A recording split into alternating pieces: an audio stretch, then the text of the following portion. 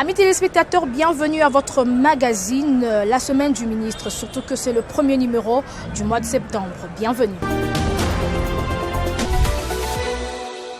Lutte contre la Covid-19, le ministre de la Santé publique, Hygiène et Prévention, le Dr Jean-Jacques Mbungeni et la vice-ministre Mme Véronique Kilumba Nkoulou ont pris leur deuxième et dernière dose du vaccin AstraZeneca. C'était le vendredi 3 septembre 2021 à la clinique Ngaliema. Dans une interview accordée à la presse, Dr Jean-Jacques Mbungeni insiste sur l'importance du vaccin. Regardez. Pris la décision, Madame la vice-ministre et moi-même, de faire aujourd'hui notre deuxième dose de vaccin AstraZeneca. Il vous souviendra que nous avons été vaccinés le 1er juillet pour la première dose. Il était normal que 8 semaines après, nous revenions faire la deuxième dose.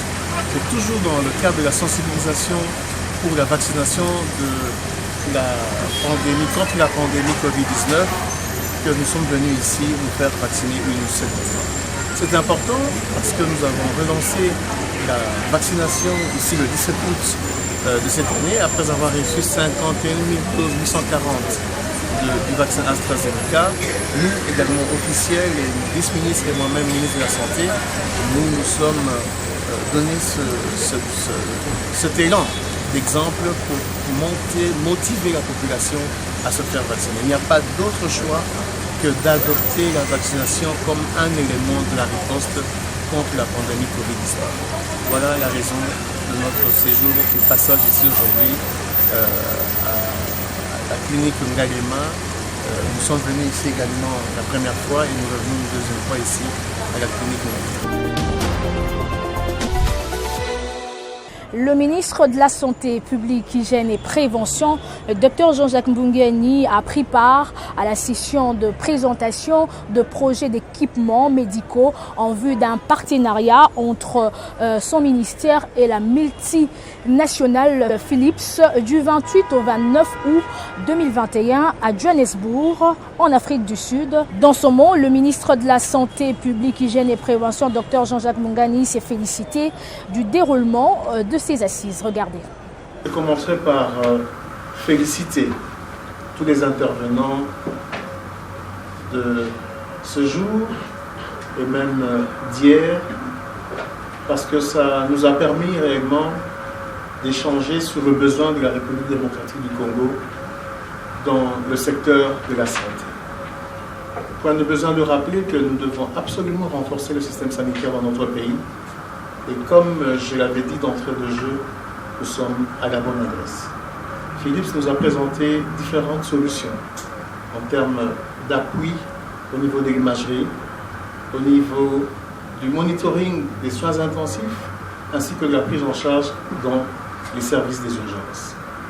Je félicite le professeur Kassoua pour le tableau brillant qu'il a présenté en lien avec les besoins de la RDC, tant au niveau de la rapidité, c'est-à-dire dans les 3 à 6 mois, que dans les 26 mois qui vont venir. En marge de son séjour en Afrique du Sud, le ministre de la Santé publique, Hygiène et Prévention, le Dr Jean-Jacques Mbungeni, a rencontré le médecin congolais basé au pays des Mandela le mardi 31 août 2021 à Johannesburg, venu de différentes villes du pays. Et ces médecins ont spontanément répondu à l'invitation du ministre de la Santé. Question de l'écouter, d'avoir un échange sur le plan professionnel avec lui. Regardez. Chers compatriotes, c'est avec une grande joie que nous nous réunissions aujourd'hui à ma demande. Effectivement, nous sommes venus nombreux de la République démocratique du Congo pour échanger avec une grande compagnie internationale que vous connaissez bien, dans le but d'obtenir un appui en équipements médicaux pour renforcer le système sanitaire en République démocratique du Congo.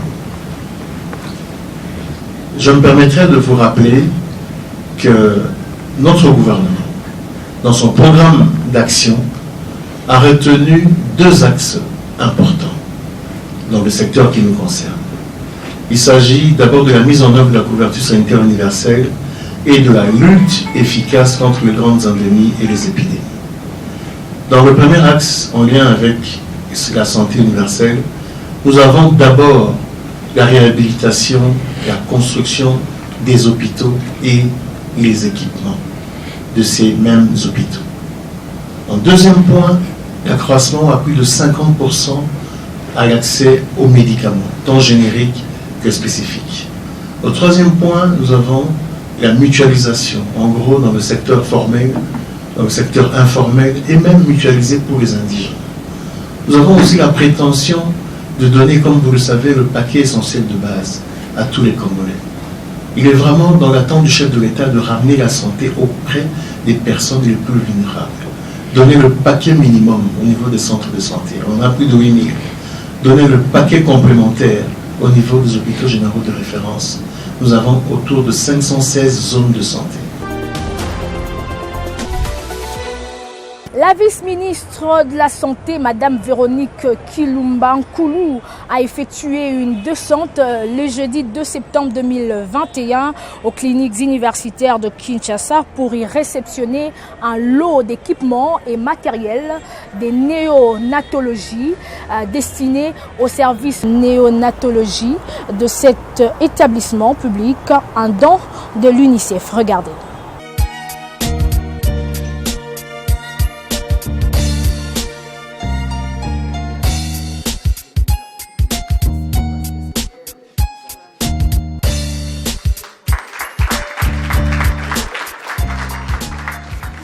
C'est avec grande joie que le gouvernement de la République démocratique du Congo s'associe à l'UNICEF dans les programmes de renforcement des capacités des prestataires et des équipements des secteurs périnatal en République démocratique du Congo et spécialement dans la DPS Kinshasa. Nul n'ignore les difficultés qu'éprouvent nos services en termes de périnatalité. Ces programmes viennent tomber en temps opportun dans le but de renforcer la capacité et soutenir le développement des compétences des prestataires de soins à la mère et à l'enfant, en appuyant la continuité et l'efficacité du service périnatal dans le contexte de la pandémie à COVID-19. Sous la coordination de la DPS de Kinshasa et la direction opérationnelle des cliniques universitaires de Kinshasa, nous avons assisté et nous allons aussi continuer à voir la redynamisation du secteur périnatal des cliniques universitaires en tant que formation sanitaire tertiaire de référence et de formation des prestataires de soins à la mère et aux nouveau-nés, aussi au renforcement des capacités des prestataires de soins de maternité partenaires dans 6 zones de santé avec l'approche mentorat clinique et la création d'un réseau de périnatalité autour des cliniques universitaires de Kinshasa. Le ministre de la Santé publique, Dr Jean-Jacques Mbungani, déploie une gargaison en médicaments et d'autres produits pour assister et garantir la prise en charge de la population victime de la pollution des rivières Kasaï et Chikapa. C'est dans ces cadres qu'une délégation du ministère de la Santé publique, Hygiène et Prévention séjourne depuis le mercredi 1er septembre 2021 à Chikapa, dans la province du Kasaï, au centre de la RDC. C'est par ici que nous mettons fin à ce nouveau numéro de ce magazine, la Semaine du Ministre. D'ici là, portez-vous bien.